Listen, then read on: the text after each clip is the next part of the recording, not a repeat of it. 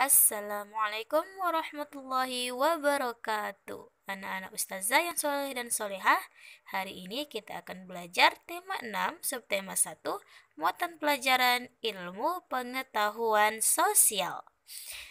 Nah, kita akan belajar mengenai sumber daya alam yang ada di Indonesia. Sebagai negara agraris, wilayah Indonesia dapat ditumbuhi berbagai tanaman, pertanian, dan perkebunan. Tanaman tersebut dapat tumbuh dengan subur bila dirawat dengan baik dan ditanam di lingkungan yang sesuai. Karena Indonesia adalah negara yang sangat subur. Bahkan banyak tanaman yang bisa tumbuh di Indonesia. Nah, di sini bisa dibagi dari berbagai tempat. Ada yang dataran tinggi. Ciri-cirinya ketinggiannya lebih dari 400 meter di atas permukaan laut. Udaranya dingin dan tanahnya subur. Jenis tanaman yang sesuai yakni brokoli, wortel, kol, kentang, dan apel. Lalu ada pegunungan, di mana ciri-cirinya ketinggian lebih dari 500 meter di atas permukaan laut, udaranya dingin, dan tanahnya subur. Lalu jenis tanaman yang sesuai yaitu teh, karet, kentang, pohon kina, dan wortel.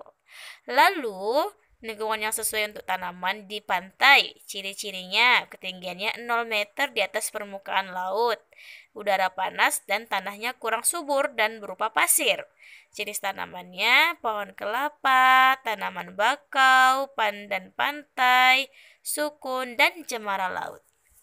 Lalu yang keempat, jenis tempatnya yaitu dataran rendah, di mana ciri-cirinya yaitu ketinggian antara 0 sampai 200 meter di atas permukaan laut. Yang kedua, udaranya panas. Nah, untuk jenis tanamannya yang sesuai yaitu ada mangga, kedelai, padi, jagung, dan kayu jati. Jadi, setiap daerah atau tempat dari mulai dataran tinggi, pegunungan, pantai, dan dataran rendah itu memiliki ciri-ciri yang berbeda. Dan tanamannya disesuaikan juga berdasarkan tempat. Apakah dia bisa tumbuh atau tidak ya di tempat tersebut. Selanjutnya yaitu hubungan lingkungan, sumber daya alam, dan kegiatan masyarakat. Nah, di lingkungan pegunungan, potensi sumber daya alamnya itu ada pohon teh, karet, kentang, dan wortel. Serta mata pencaharian masyarakat itu lebih banyak tentang petani, perkebunan, petani sayur, peternak, dan pedagang. Nah, untuk di lingkungan dataran tinggi, potensi sumber daya alamnya itu ada brokoli, wortel, kol, apel, dan kentang. Sehingga mata pencaharian masyarakatnya juga sebagai petani perkebunan, petani sayur, peternak, dan pedagang. Nah, selanjutnya yaitu lingkungan dataran rendah. Sehingga potensi sumber daya alamnya ada padi, jagung, mangga, kayu jati, dan kedelai. Mata pencaharian masyarakatnya petani, peternak, pedagang, dan karyawan atau buruh. Dan yang terakhir itu di lingkungan pantai. Sehingga potensi sumber daya alamnya ada ikan, kerang, rumput laut, garam, terumbu karang, kelapa, dan tanaman bakau. Sehingga mata pencaharian masyarakatnya rata-rata yaitu nelayan, pedagang ikan, petani garam, dan kelapa, serta pengrajin. Jadi disesuaikan dengan lingkungannya ya anak-anak ustazah. Potensi sumber daya alam memiliki hubungan dengan lingkungannya. Mata pencaharian atau pekerjaan masyarakat juga sesuai dengan lingkungan atau bentang alamnya. Dengan demikian, lingkungan sangat mempengaruhi sumber daya alam yang dihasilkan dan mata pencaharian masyarakat. Nah, itulah mengapa beda rata-rata mata pencaharian yang ada di desa dan ada yang di kota, karena disesuaikan dengan lingkungannya. Nah, sumber daya alam ada yang dapat diperbaharui karena berdasarkan ketersediaan di alamnya. Sumber daya alam dikelompokkan menjadi dua, yaitu sumber daya alam yang dapat diperbaharui dan sumber daya alam yang tidak dapat diperbaharui. Untuk jenis sumber daya alam yang dapat diperbaharui adalah sumber daya yang tidak akan habis walaupun digunakan terus-menerus karena ketersediaannya yang banyak dan selalu diperbaharui. Contohnya air, tanah, udara, hewan, serta tumbuhan. Sumber daya alam tersebut dimanfaatkan untuk memenuhi kebutuhan hidup manusia. Misalnya, pemanfaatan hewan untuk diambil dagingnya, telurnya, susunya, maupun tenaganya. Untuk tenaganya, contohnya itu seperti delman ya. Sumber daya alam dapat dimanfaatkan untuk kehidupan manusia, seperti angin untuk membangkitkan listrik dengan menggunakan kincir angin, sungai untuk budidaya ikan dan udang yang disebut adanya keramba. Lalu jagung sebagai sumber bahan makanan. Ada yang selain jagung juga ada nasi dan lain sebagainya. Lalu ada tanah liat untuk membuat gerabah. Menjelaskan sumber daya alam yang tidak dapat diperbaharui. Tadi ada yang diperbaharui dan ada yang tidak diperbaharui. Nah, sumber daya alam yang tidak dapat diperbaharui merupakan sumber daya alam yang dapat habis jika digunakan secara terus-menerus karena ketersediaan di alamnya itu terbatas. Nah, contohnya barang-barang tambang seperti batu bara, timah, bauksit, minyak bumi, dan nikel. Pemanfaatan sumber daya alam yang tidak dapat diperbaharui dilakukan melalui kegiatan penambangan. Kegiatan penambangan biasanya dilakukan di daerah perbukitan, sungai, dan lepas pantai. Tujuan pemanfaatan sumber daya alam yang tidak dapat diperbaharui adalah untuk memenuhi beragam kebutuhan masyarakatnya. Nah, perhatikan tabel berikut ya. Yang pertama itu jenis sumber daya alamnya ada minyak bumi. Nah, pemanfaatan sumber daya alam tidak dapat diperbaharui yaitu contohnya ada aftur untuk bahan bakar pesawat terbang, bensin untuk bahan bakar kendaraan bermotor, dan parafin untuk bahan pembuatan lilin. Yang kedua, jenis tambangnya yaitu biji besi, pemanfaatannya untuk pembuatan peralatan rumah tangga. Yang ketiga ada bauksit. Contoh pemanfaatannya adalah bahan dasar untuk pembuatan aluminium. Dan yang keempat ada marmer, digunakan untuk bahan bangunan rumah atau gedung. Nah, yang kelima jenis sumber daya alamnya ada belerang. Pemanfaatannya sebagai campuran bahan pewarna dan bahan baku pembuat korek api. Nah, yang keenam ada nikel. Pemanfaatannya untuk bahan pelapis besi agar tidak mudah berkarat. Nomor 7 ada grafit, di mana pemanfaatannya untuk membuat pensil dan isi baterai. Jadi semuanya bermanfaat untuk kehidupan manusia. Selanjutnya kita akan bahas materi yang selanjutnya yaitu tema 6 subtema 1 muatan pelajaran pendidikan dan kewargaan negara Indonesia atau PPKN. Nah, di dalam video kita menjelaskan tentang sumber daya alam, pekerjaan, dan manfaatnya. Setiap individu memiliki cita-cita yang berbeda. Perbedaan ini ada karena setiap individu memiliki karakteristik yang beragam. Karakteristik yang dimaksud adalah antara lain ada suku, bahasa, rumah adat, makanan khas, tarian, alat musik, hobi, dan sifat. Jadi setiap kita antara antum dan teman antum memiliki sifat dan hobi yang berbeda sehingga terjadilah keberagaman itu. Sumber daya alam yang ada di sekitar kita mempengaruhi cita-cita yang ingin dicapai. Cita-cita tersebut dapat berupa pekerjaan yang membutuhkan sikap saling bekerja sama.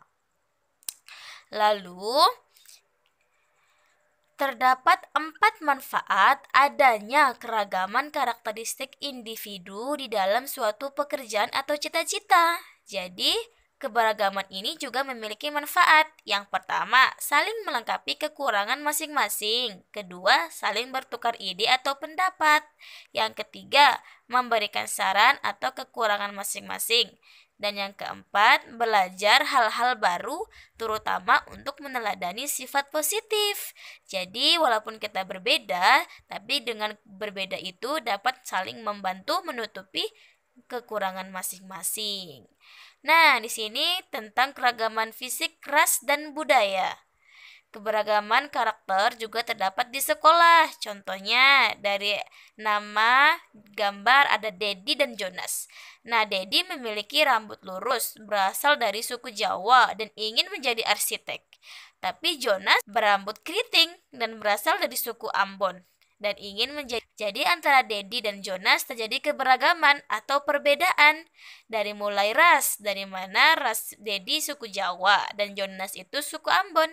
Serta dari cita-citanya, Dedi ingin jadi arsitek dan Jonas ingin jadi seniman. Begitu juga dari fisiknya, dari mana Dedi berambut lurus dan Jonas berambut keriting. Namun dari keberagaman ini bisa saling menutupi atau saling membantu dalam memenuhi kebutuhan kita dalam kehidupan sehari-hari, sehingga keberagaman itu dijadikan hal yang positif ya anak-anak ustazah, sehingga bisa saling membantu dalam kehidupan sehari-hari. Nah, di sini juga ada keberagaman hobi untuk meraih cita-cita. Contohnya, Komang dan Mei memiliki cita-cita yang berbeda. Jika Komang ingin menjadi dokter, sedangkan Mei ingin menjadi penari. Untuk meraih cita-citanya, Komang gemar membaca, sedangkan Mei gemar menari tentunya. Meskipun berbeda kegemaran dan cita-cita, mereka tetap saling mendukung, saling menghargai, dan berteman dengan baik. Nah, ini yang maksud Ustazah. Walaupun kita berbeda, jangan sampai perbedaan itu membuat permusuhan. Justru dengan perbedaan itu membuat kita semangat dan saling mendukung apa hobi dari teman kita maupun diri kita sendiri. Sehingga kita sama-sama unggul dalam hal yang positif. Nah, selanjutnya kita masuk pada kelas 4, tema 6, subtema 2 tentang mata muatan pelajaran PPKN. Nah, di sini pentingnya persatuan dalam keragaman. Inilah dia yang saya bilang. Jangan sampai menjadikan hal yang negatif, tapi jadilah perbedaan itu menjadi hal yang positif. Indonesia memiliki banyak pahlawan dengan bentuk perjuangan yang berbeda-beda. Namun mereka semua berjuang dengan cita-cita yang sama, yaitu persatuan bangsa Indonesia. Banyak sikap dari para pahlawan yang dapat kita teladani. Sikap-sikap tersebut antara lain pantang menyerah, bertanggung jawab, dan bekerja sama dengan masyarakatnya. Sehingga dengan para pahlawan tersebut bisa terjadilah kemerdekaan Indonesia kita. Sebagai penerus bangsa, kita harus mempertahankan kemerdekaan dengan kegiatan-kegiatan positif. Kegiatan-kegiatan positif tersebut harus kita lakukan dengan semangat persatuan. Dengan begitu, kita terus mempertahankan kemerdekaan hingga masa sekarang. Jadi, kegiatan positif membuat kita terus mempertahankan kemerdekaan.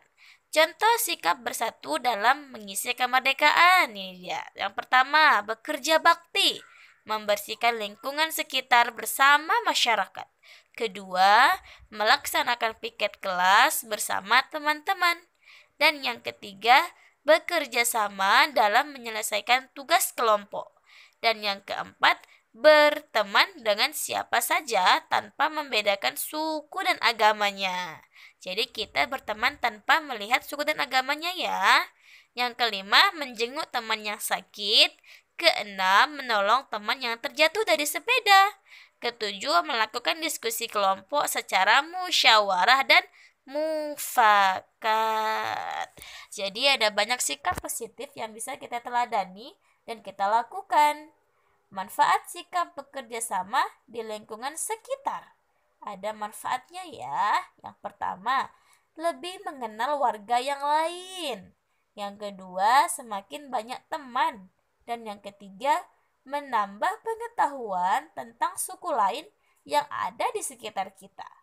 Lalu yang keempat, persatuan antara warga dapat terjaga. Keragaman di lingkungan rumah. Di dalam keluarga juga terdapat keragaman, yaitu perbedaan suku, cita-cita, kegemaran, dan sifat. Nah, dari ayah Dedi berasal dari suku Aceh, sementara ibunya Dedi berasal dari suku Betawi. Lalu ada Dedi yang bercita-cita menjadi seorang arsitek. Ada adik Dedi bercita-cita menjadi seorang pengusaha. Di sini ada keberagaman dari ras, di mana ayah Dedi dari Aceh dan ibunya dari Betawi. Lalu ada keberagaman dari cita-citanya, dari mana Dedi ingin menjadi arsitek sedangkan adiknya ingin menjadi pengusaha. Nah, bahkan di dalam lingkungan keluarga saja kita sudah melihat perbedaan atau keberagaman ya anak-anak ustazah. Jadi, jangan sampai kita memandang keberagaman ini atau perbedaan ini menjadi hal yang negatif. Justru keberagaman ini tidak membuat keluarga Dedi terpecah belah. Mereka saling menghormati dan mendukung. Lalu membuat mereka terus bisa harmonis keluarganya karena saling mendukung tersebut dan saling menghormati. Sehingga keluarga ayah Dedi, ibu Dedi, Dedi dan adiknya tetap memandang sesuatu perbedaan ini menjadi hal yang positif. Lalu, manfaat mengenal bahasa dan makanan khas daerah. Nah, setiap daerah memiliki bahasa dan makanan khasnya. Berikut manfaat mengenalnya dari bahasa dan makanan khas. Yang pertama, dapat berkomunikasi dengan keluarga besar menggunakan bahasa daerah. Yang kedua, dapat menikmati makanan-makanan yang lezat asli Indonesia. Contohnya, makanan khas daerah Riau itu adalah tempoyak durian. Bahasanya dalam Melayu, berbeda lagi dengan daerah yang lain. Yang ketiga, dapat mempromosikan dengan baik makanan khas daerah asal kepada orang lain karena sudah tahu kelezatan makanan tersebut. Yang keempat, lebih menghargai keragaman di sekitar kita. Nah, untuk semua materi yang sudah dijelaskan, semoga anak-anak ustazah paham ya. Ustazah akhiri, Assalamualaikum. Dan kita tutup dengan doa kafaratul majelis. Subhanakallahumma wa bihamdika asyhadu an la ilaha illa anta astaghfiruka wa atubu ilaik.